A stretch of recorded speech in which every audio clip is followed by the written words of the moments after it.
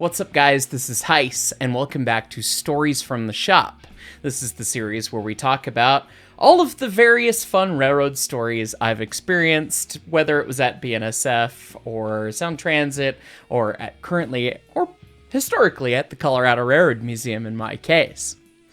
Today's story is a bit of a fun one, and it's one that every time I tell, I get a little bit worked up, just like I did in the moment. And we're talking about the BNSF 6324 and its truck shock bolts. And no, 6324, not 6325 return to steam of the wrong railroad, wrong memes. So for context, I was a shop supervisor called mechanical foreman at BNSF Railway for almost 3 years at the Interbay diesel locomotive facility, which, if I can believe the rumors, no longer exists as of about a week ago, and they're going to be tearing it down, and that's kind of a bummer because it was a 1929 Great Northern Roundhouse, which was super cool. But I spent a lot of time there working for the railroad, managing the flow of the shop, and basically making sure that work was getting done. So I would schedule what work was going to get done the next day because I was the night shift guy, what manpower was going to work on it, make sure it got spotted in the right place, made sure all the material was allotted to the locomotives and all sorts of fun like that, and that the details in the computer were updated. And me being the computer savvy one, I tended to do all that work, and my coworkers did it when they could or were yelled at to. Details. The joys of running a big shop. At its peak, we had about 87 people working at the shop on the craft side as employees, and that's over 4 different unions: machinists, electricians, pipe fitters, and laborers, who also moved locomotives around. And each craft had different tasks that they had to do on the locomotives, and we had 3 shifts around the clock: 6 to 2, 2 to 10, and 10 to 6. So first, second, thirds, or days, swings, and nights. And we worked on these locomotives all the time. Getting to the 6324, the 6324 was an unfortunate circumstance of a locomotive being at the shop for way too long. And it was a bit of a convoluted, silly story. And it caused me to yell at one of my coworkers for the first time. First and only time. I yelled at people at the shop twice in my career of 3 years in management.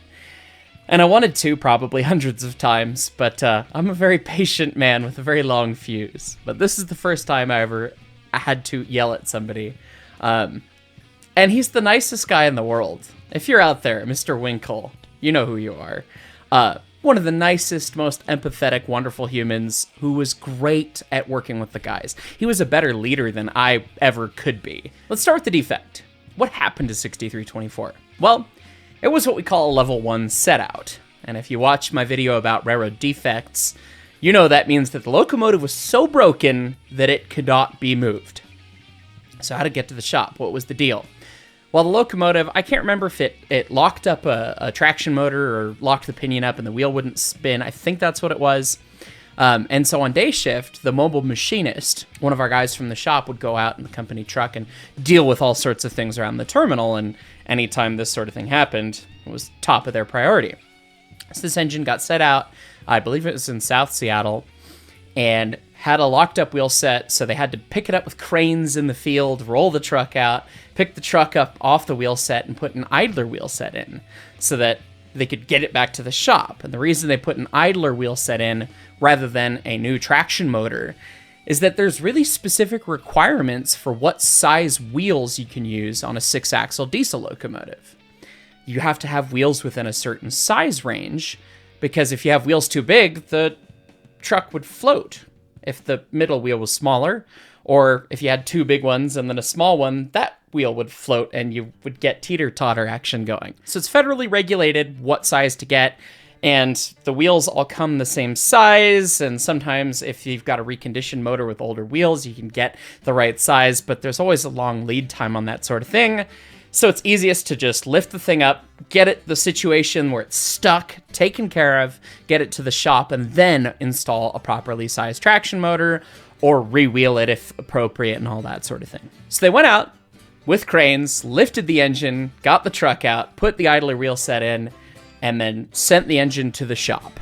And by sent the engine to the shop, because this is transportation, and the last thing that they want to deal with is broken stuff. They want to move freight and look like the badasses out there that make all the money for the railroad, always. You know it's true. It took them about a week to get the engine to the shop of sitting after this was done. But on the day of, the mobile machinist got done with the work, came back to the shop, and he brought back some of the parts of the locomotive on the truck. Like, I believe the snowplow came back with it because they had to take it off to get the truck out or something. A couple other little things and details like that. And one of the sets of things that the machinist brought back were the mounting bolts for the truck shock. There's a shock absorber that goes between the truck and the body of the locomotive itself on this type of locomotive. And it has very particular special sized hardware. They're a goofy length. It's not something that we would carry around at the shop. And so he'd saved it, and to make sure it didn't get lost, he baling wired all the bolts and the nuts and the washers and the everything together, and he put a big defect tag on it. These tags are huge. They're a good, 8-10 inches long, 2-3 inches tall, orange, and very obvious. They have fields that you could write in defects or whatever, but he took a big Sharpie and wrote BNSF 6324 truck shock bolts. And then he gave them to the supervisor that was on duty, who put them on the supervisor's desk. The on-duty supervisor for the shop, we all shared the same desk because it was days, nights, or you'd have one guy out on the floor and the other guy up in the office doing that sort of work when you're on day shift. And so the bolts got placed there. We didn't know when the locomotive was going to show up and what stall it was going to get to, and there wasn't really a good storage place for them. So, hey, the foreman can keep track of it. It won't be a problem. Or will it? I'm already making cockatoo sounds in my head in advance at this. So the engine shows up to the shop about a week later after it had slid flat and everything. And so the cluster begins. Our shop was really known for working on switch power, switch engines. The railroad calls them intermediate power these days. The older locomotives, primarily made by EMD, so like Jeeps and SD40s and all that sort of stuff, rather than these big high horsepower locomotives. We would occasionally get in something like an SD70, a big EMD engine, but we didn't tend to do too much to them. And the GE engines, for some of the shop's time while I was there, we weren't actually even allowed to work on them because we had to have technical representation from GE present at the shop to do anything. A lot of times what would happen with the GE locomotives, like 6324, is they'd come to the shop and they'd get new wheels put in, or they would just get wheels trued at our wheel true machine. And that was kind of it. We didn't really do maintenances on them and all sorts of other stuff. And they tried to make Interbay a GE shop, and that didn't end up working out. And that's a whole nother pile of drama that was a bit obnoxious. But we didn't really end up ever working on these engines. So it's already kind of this isn't in our wheelhouse. We don't like this. Okay, this engine's here. So it wasn't really a priority to get this engine done from the point of the workforce and some of management. And the ironic thing is that these are the locomotives that matter at the railroad. I want to say the metric was something like, for every day that one of these locomotives is out of service, it's $5,000 wasted. You've lost out on the opportunity to make $5,000 by not using that locomotive for something. That's the way it averaged out. And that was 2018 or 2019 numbers. So you can see where this is kind of going. I want to say what happened was we ordered a traction motor for it, and it showed up, but it came with the wrong size wheels because the engine had partially worn wheels. They start at something like a size 52, which is measured in 1/8 of an inch on the diameter over the circumference of the witness groove. That should be a topic for another video at some time, is diesel locomotive wheel sizes and all that madness. But point is, they start at like a 52, and they're considered scrap, not legal at all, at 8, and company standard was to change them out at a 10. So long way to go, and this engine was somewhere in the 30s. So if we bought a brand new wheel set for it, it would be a 50, and then we'd be taking like an inch out of the wheel and just turning it into metal shavings, which is a ton of time on the wheel machine and a waste of material and not a good thing to do. But also, if we changed out all 6 wheels to brand new wheels, you're talking about changing 6 traction motors. And it was pretty common that if we had the good guys on the shop working the drop pit, they could get 3, maybe 4 motors done in a shift. And the badasses from back in the day when they could respot the engines themselves would talk about doing change-alls in a shift. But the reality of it is that it's a union shop, and that comes with some really good things and some things. And it's the railroad, which is a big corporation. And so attitudes and ethics and things and stuff and words that we need not get into meant that usually you were getting 2, maybe 3 wheels done in a shift. So you're talking about a couple shifts worth of work to get all those wheels changed, and then you're throwing out or recirculating 5 wheel sets that are partially worn in. Not great either. Wheel set comes in, it's the wrong size, won't work, bunch of wasted stuff. So we ordered another wheel set. Comes in, it's the right one, it's gonna work. Okay, so I get it spotted up in my plan. We're gonna put it in 14 stall, which is the drop pit, get the motor dropped out, changed, it'll be great. Interbay was a bit of a relic and unique in some ways by the fact that it was an old roundhouse. Our drop pit was in 14 stall, and the drop table actually pivoted around the roundhouse and followed a circular track, which was kind of cool and could run between 14, 15, and 16. And 16 stall was big. You could drop whole trucks out of locomotives, you could drop fuel tanks and all that stuff, and then you could drop them out while leaving the locomotive in place, bring it up into 15, set it off, and then another crane could come and take it to the back shop to be repaired or fixed or what have you. So there was the ability to do quite a bit between those sets of stalls, but you only had one transfer table, and you had to have the transfer table spotted for the stall you're going to do work in. And at the same time as 6324 needs this traction motor put in, it comes up in plan that SD40s are getting new trucks. They're just completely replacing them. Locomotives are 50 years old, 60 years old to some extent at this point, and they need new trucks. Everything's worn out, and either you could sit there and try and remachine a bunch of junk that we didn't have tools for anymore, or you just replace the truck entirely. And so that was the plan. We had done a couple of them, and another one of those units arrived around the same time. But in my head, high horsepower locomotive, it's going to run from Seattle to Chicago. It's $5,000 a day that's being wasted when this thing's not being used.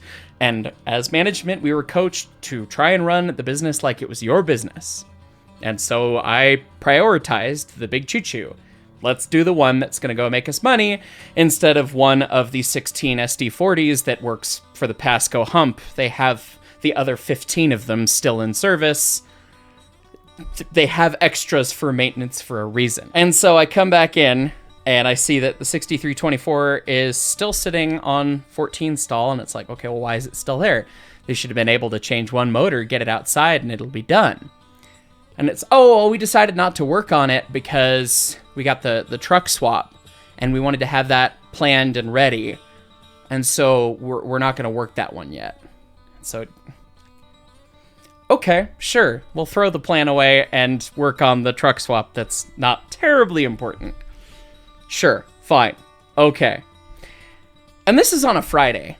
The only guys that got trusted to do truck swaps were day shift Monday through Friday guys. They were brilliant machinists. They were some of the machinists that I believe truly were machinists still, not just guys who changed parts, more of a mechanic. The title was from the earlier days of the railroad, and when I was at the railroad, the most advanced machine tool we had was a drill press. Not a lathe, not a mill, not any of that stuff. So machinist wasn't necessarily the right title, but the couple guys that did this work were actually really brilliant, smart, hardworking, good dudes.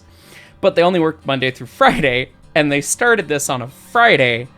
And because they had started and gotten the truck out and left the train looking like it was parked on blocks, you couldn't use 14 stall because the transfer table was still taken up with the truck. They didn't get finished to the point where it was up and out and done.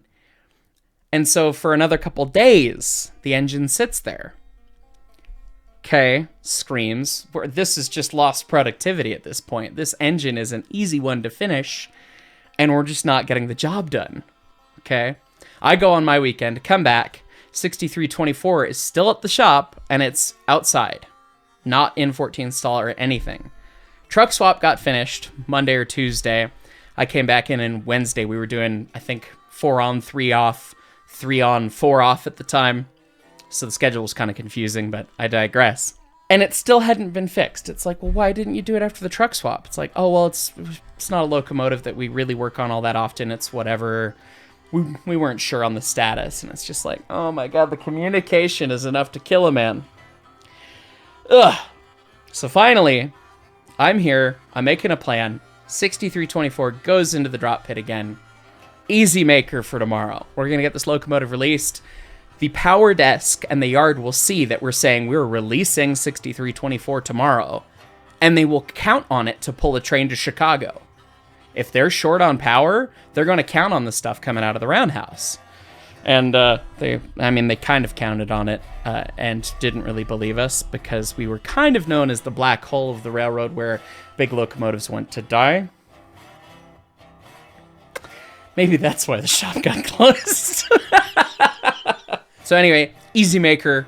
We'll get it done on day shift. Day shift will release a locomotive. Oh my God, that is unheard of. We had a chart that came out daily that showed how many locomotives were released based on the target for each shop. And we were the smallest of the big shops on the railroad. And our target was 5, whereas big place like Kansas City or Northtown or something, or Barstow were expected to get like 50 or 60. It's like, okay, we're trying to get 5, okay? And it would show across the day when the locomotives got released on average. And day shift averaged 0.8. The most manpower, the most support, the most everything, the tech reps, all this stuff, and they got 0.8 of a locomotive released on average. So giving day shift an easy maker, it'll make everyone happy. It'll make day shift get something done, which will make upper management happy, which will make Fort Worth, the Eye of Sauron that stares at the shops, a little happier because, oh my goodness, they might make their target before midnight for once. Because, yeah, second shift on average got like 3.5, and then in the 2 hours of third shift that were on that same day, we would hit that average of 5, or close to 5, or maybe a little more, somewhere around there. Which means that third shift got a whole bunch of work done in the first 2 hours, right? The manager's mouse button sometimes went, look, it's fixed! But anyway, that's a whole nother topic. I've already been talking too much, and we haven't gotten to me screaming at my coworker. Easy maker for day shift. We're gonna make it happen. Change one traction motor, take it outside, and at this time we did have the GE tech support, so they required that we load test it and just check that the engine works while it's there for the good case of preventative maintenance. If you find out if anything else is wrong, that's that. So all day shift needs to do is change the traction motor, ship it outside, load it up, and it'll be good. Cool. Predicted it for release on first shift. Go home. Thank God. The saga is going to be over. This locomotive has been out of service for 6 weeks at this point. 6 weeks, $5,000 a day. Me trying to think of it as my own business is going, like freaking out. Like, what are we doing? Why? We have just lost so many easy opportunities to fix this. So I come back in, 5 p.m. the next day, so midway through second shift. We're doing our turnover meeting between day shift and night shift where we learn where everything's at, what's going on. And the day shift guy would print off a bunch of details and then go through and give updates based on what was being done or what had been done. And as a part of that, we would get a bunch of sheets of paper that would say details about the locomotives, a map of the shop that would show where all the locomotives were spotted, and all that fun. And so I grabbed the map first thing, and 6324 is still on the drop pit. And I slammed the map down on the table, looked at my coworker, and went, why the hell is the 6324 still on the drop pit? It was supposed to be released on day shift. Oh, well, they got the motor changed out and up in it, and about lunchtime, 11 a.m. on first shift, they told me that they couldn't find the truck shock bolts. And so they couldn't finish it, and I didn't have a chance to go buy the bolts from Tacoma Screw until about 12:30, and by the time I got back, it was 1:20, and day shift was kind of knocking off, and they didn't want to put the bolts in, so it wasn't ready to go out of 14 stall, so second shift's going to have to finish it. What do you mean second shift is going to have to finish it? Oh, well, you didn't put anyone on it on second shift in your plans, so we didn't staff anyone on it. This is the most important locomotive to make in the shop, and it just needs bolts put in it, and you didn't change the plan to put one machinist on it for 4 seconds to run these bolts in? Are you kidding me? What? And the kicker and the killer of this is, and this is when I actually yelled at him, and this is basically what I said. I'm probably paraphrasing, but you'll get the idea. For 6 weeks, there have been a pile of hardware on our desk that we share, wrapped in baling wire with a giant orange tag saying BNSF 6324 truck shock bolts. For 6 weeks, they have been directly in front of your keyboard. For 6 weeks, they have been right there. They're just behind the keyboard, between the monitors and the keyboard itself. For 6 weeks, those have been there. And you mean to tell me that not once in 6 weeks did you choose to be curious and read what the orange tag of this random pile of bolts that's been put on your desk? Or when guys were asking about, hey, where are the bolts? You didn't look and go, oh, maybe it's those bolts that have been sitting here randomly for 6 weeks. And I know this guy, this was mean. I feel so bad about this after the fact.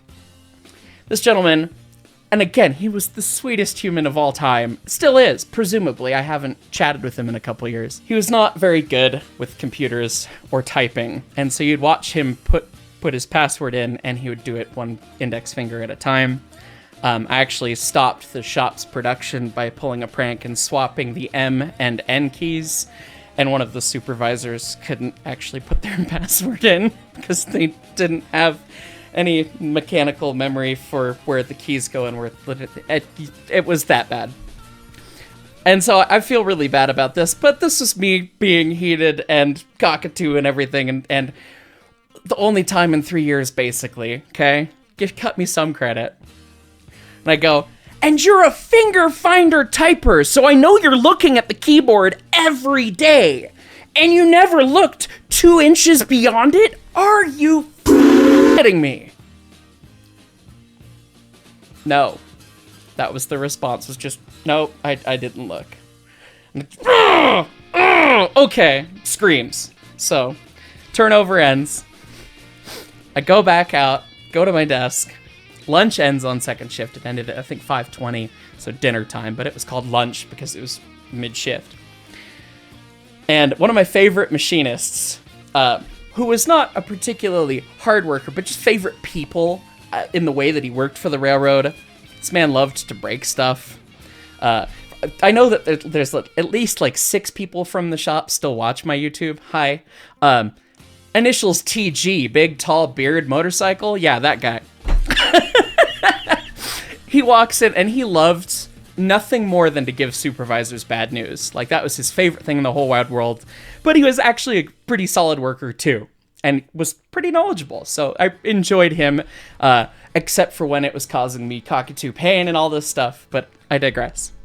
He walks into the office, having been told, hey, after lunch, go check with the new supervisor on duty. You finished what tasks you have.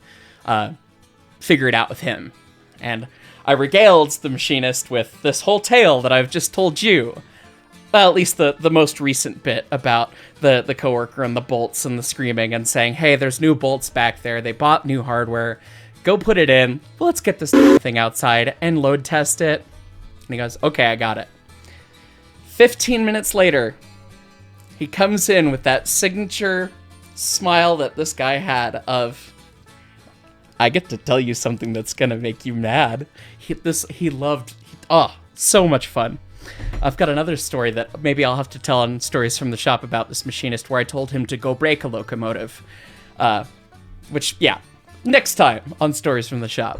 But anyway, he comes back in, and he's just got that smile, and I go, what? And he goes, they bought the wrong hardware. Can you please give me the old stuff? And I literally just slammed my head into the desk with an audible thunk, grabbed the bolts with my left hand, because guess what? They were still right there on the keyboard, grabbed them and held them up for him. He grabbed them, went and put them in, the locomotive went outside, It got load tested, and then it went right onto a train to Chicago, pulling the double stack intermodal containers. And the railroad was saved. And we only took 6 weeks to do one traction motor changeout. And I only had to scream about inefficiencies and personally insult my coworker once. So, anyways, guys, I hope you like this little story. I feel the energy. I feel pumped up. Like, I feel mad by having told this. And every time I tell this story, I feel this way. It's still just one of those, like, oh my, are you kidding me? So, I hope you enjoyed the story, and I hope you enjoy the channel. Thank you so much for watching. We'll catch you all next time.